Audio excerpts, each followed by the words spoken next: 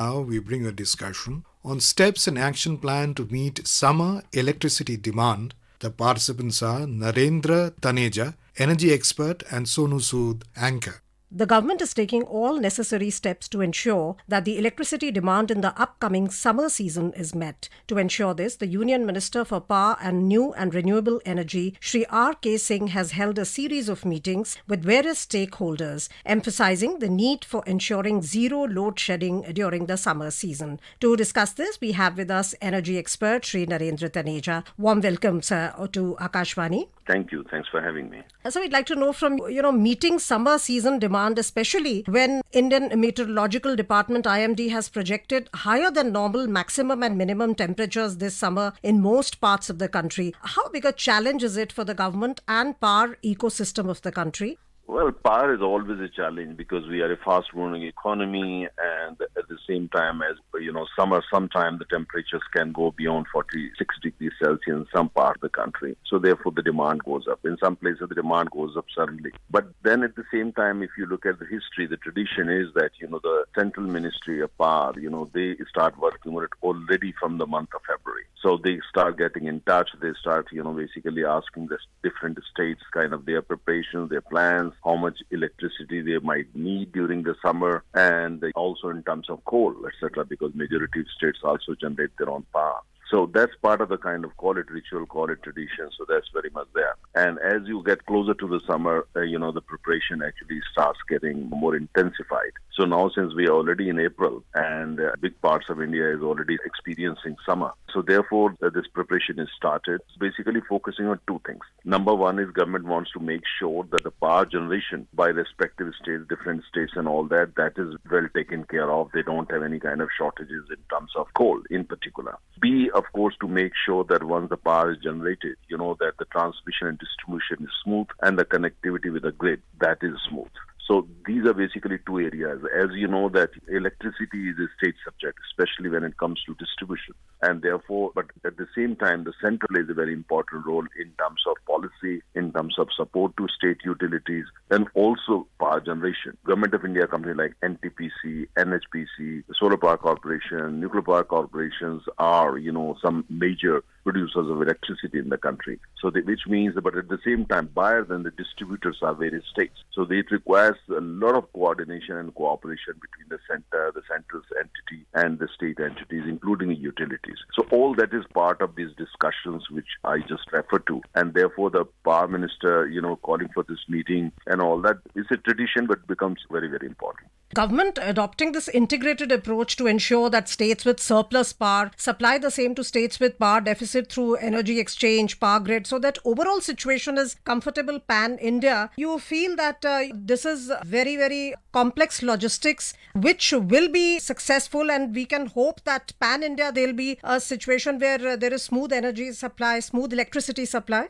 Well, as you said, it's an extremely complex procedure, but at the same time, over the years, the central ministry, the central government has mastered this art, how to do it. So there are templates, there are practices, there are also necessary laws and regulations and all that. So that takes care of it. Like some states are known basically for generating hydropower. Let's say Himachal Pradesh, Jammu and Kashmir, Arunachal Pradesh, and there are quite a few others. And there are some basically known for either coal production or coal-based superpower plants. So they requires coordination. At the same time, we have also now, doing very well in terms of solar power, especially from states like Gujarat and Rajasthan and Karnataka and quite a few others. So it requires a lot of coordination so that wherever, for instance, the challenges are, or wherever, for instance, center needs to intervene or center needs to kind of put the policy in place or required policy changes or policy push, they do it.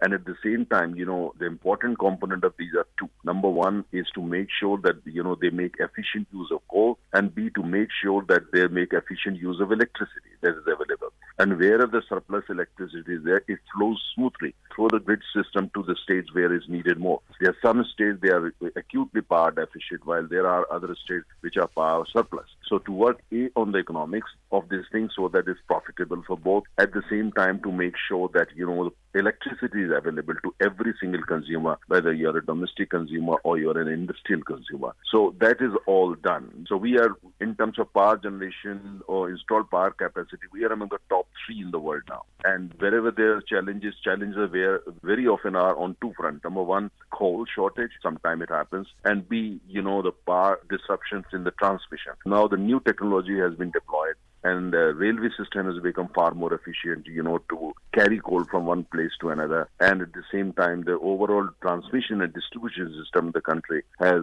really gone through many, many changes. It's almost among the best in the world.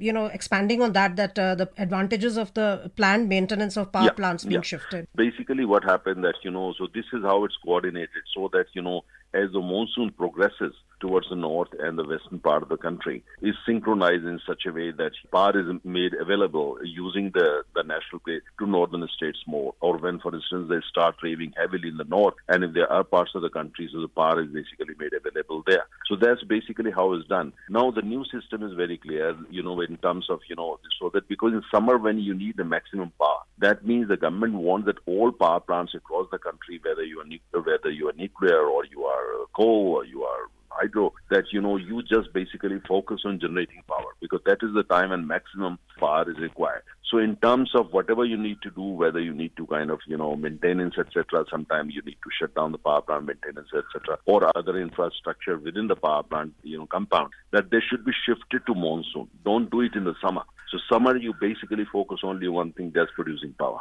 So the minister also held a meeting yesterday with the generation companies and reviewed the status of 5.2 gigawatt of non-operational thermal capacity. In this context, can you also tell us, what is Section 11 of the Electricity Act and its significance in the current situation to operationalize all existing gas-based and imported coal-based power plants so that overall production be maximized in this period of ultra-high demand? You see, this is basically all based on the experience of the last 3-4 years. So the government focus now is that if you have extra installed capacity, or for instance, the capacity is based on imported coal, or for that matter, natural gas. So the government wants that is also available. So they have coordinated with the Ministry of Petroleum and Natural Gas to make the gas available to those power plants so that, they are running at their maximum capacity. And the same goes for, the thermal. I mean, there are many power plants, they are, designed for imported coal so that they also have access to coal, whether domestic or wherever possible replacement, so that they run on full capacity. So the focus,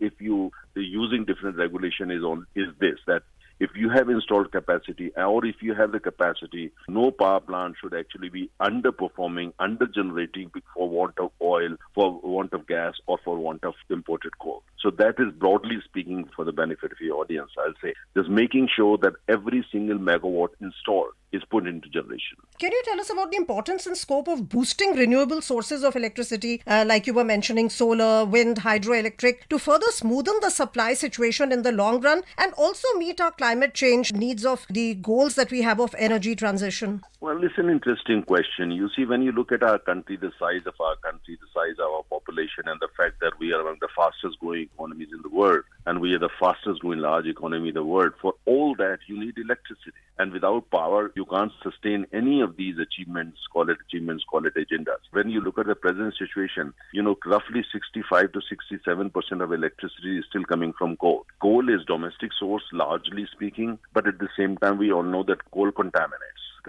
air, contaminates water, contaminates ground. So the government wants to replace eventually coal 20 years, 30 years, 35 years from now with renewable sources of energy or the greener sources of energy. And therefore, if you look at the government agenda the last 7 years, we have come a very, very long way in terms of generating power using solar radiation. And we are already among the top 7 solar power producers in the world. Now, the strategy now is to produce more from offshore wind. That is basically having wind turbines, power turbines on high seas along the coast, east coast and west coast. So, and the government has already come out with a policy, and the policy infrastructure is being put in place, and bids are being invited. So there's a lot of work going on. The strategy is simple, that, over the years, gradually, because this can't happen overnight, we replace our conventional energy, conventional sources of energy, electricity, to renewables. And renewables include nuclear power, solar, wind, and etc. But that means it's going to be a gradual process. So at the present stage, we need more coal. We need to produce more electricity from coal, for that matter, from natural gas, and in some cases even diesel, while we work on renewable energy. And eventually, maybe in 30 years from now, we will have renewable energy actually replacing conventional energy in most parts of the country. But that's a long drawn process. The idea is to hit the net zero goal by 2070.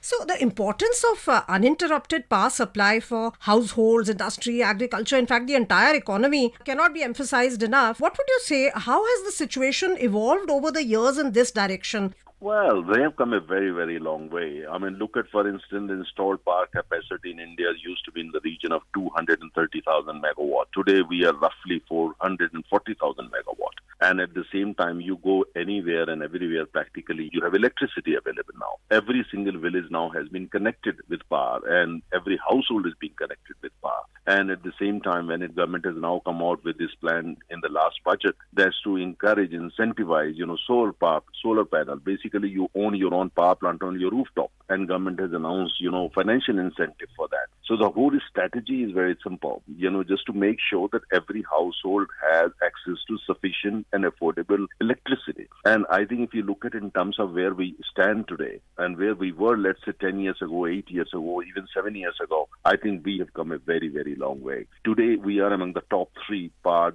generators and consumers in the world. And if you look at, for instance, our achievement in terms of whether growth in the agriculture or industrial growth or IT services, etc., and for exports and everything is dependent on electricity. And there again, this wouldn't have been possible. We wouldn't have become close to now 7% GDP growth and now going for 8% GDP growth without electricity. Without electricity, nothing moves. And the government even is now focusing on EVs, electric vehicles, that slowly, gradually will replace all diesel and petrol vehicles with electricity vehicles, which means that we need to generate even more electricity. So for that, you need to put in place the right policies and at the same time, right infrastructure, but more importantly, power plants which are more efficient, power plants which are very well connected with each other, and the national grid works very, very smoothly. So wherever you are as a consumer, you have access to affordable energy. In fact, we talked about electric vehicles. Even the electrification of railways is being done on a fast pace. So as far as generation of power goes and as far as the inputs like coal and the other inputs, how self-reliant are we and how far have we yet to go? This is a good, tough question. We are basically working towards energy independence by 2047. And right now, when you look at oil, our dependence is very high. Roughly 7% of oil that we consume, we import. Natural gas, roughly 54%. Coal also, some coal we import. Uranium for nuclear power, we import. Equipment for solar, we import heavily. So right now, dependence on imports is very, very high. So now the government, in a very, very determined manner, has set kind of goals that we are going to bring our dependence on imports for solar panel to zero over the coming years. The same goes for other sources of energy. So the whole strategy now, agenda is that India should be energy independent by 2047, and milestones destinations have been put in place, and now everybody is working backward to make sure that we get there, we achieve that. It's a long journey, but we have to strike the right balance that, first we have to make sure electricity is available, we can sustain our growth and eradicate poverty completely. But at the same time, over a period of time, we achieve this target of energy independence. Just to wind up the discussion, to minimize outages, minimize load shedding and enjoy a comfortable and productive summer season, you feel that all the stakeholders have to jointly take responsibility, including the users. The usage by domestic and industrial users needs to be judicious, mindful and avoiding wastage? Oh, absolutely.